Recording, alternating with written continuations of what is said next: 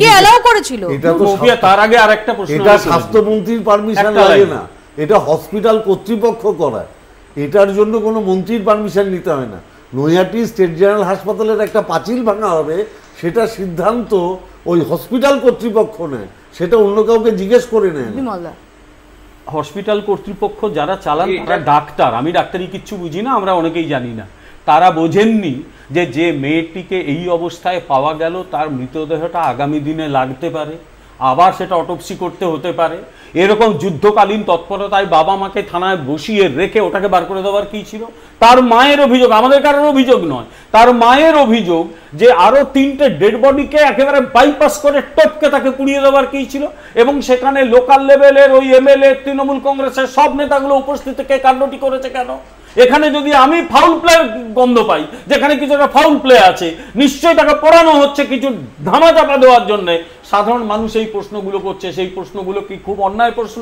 না, অন্যায় প্রশ্ন না তো, এর উত্তর তো সিবিআই এর কাছে আছে। এই উত্তর সিবিআই দেবে, দেবে না? ইনভেস্টিগেশন করলেই সিবিআই পাবে যে কেন পাঁচিল ভাঙা হয়েছিল। যে ভাই পাঁচিলটা কেন ভাঙা হলো। মপিয়াদি প্রথম কথা হচ্ছে এই যে কিছুক্ষণ আগে একজন ডাক্তারবাবুর কথা আমরা শুনছিলাম পলিগ্রাফ টেস্ট নিয়ে, যে পলিগ্রাফ টেস্টে কি হতে পারে কি না হতে পারে।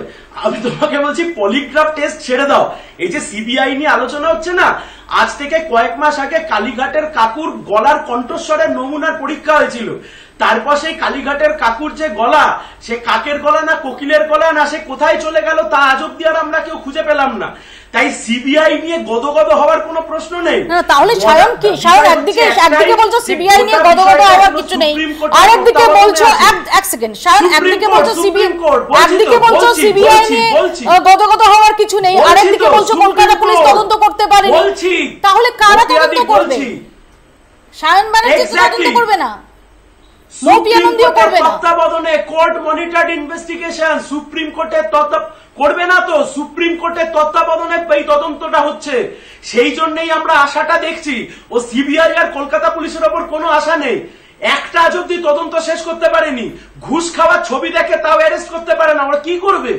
ও কলকাতা পুলিশ আর সিবিআই দুটোই নির্লজ্জ দালাল, আসলে কোনো কাজ করতে পারে না। কিন্তু সুপ্রিম কোর্ট আছে, মাথার উপরে বিচারপতিরা আছে, তাই জন্য আমরা এখনো ভরসা দেখছি। আমরাও সুপ্রিম কোর্টের উপরে নির্ভরশীল, আমরাও সুপ্রিম কোর্টের উপরে আস্থাশীল, আমরাও সুপ্রিম কোর্টের উপরে আস্থাশীল। আমরাও জানি যা এমন আস্থা রেখেছে, পাওয়া যাবে, এমন আস্থা আমরাও রেখেছে, জানি, আমরাও জানি, আস্থা রেখেছে। আমরা তো দেখেছি, আমি একটু দেখাবো যে এরই মধ্যে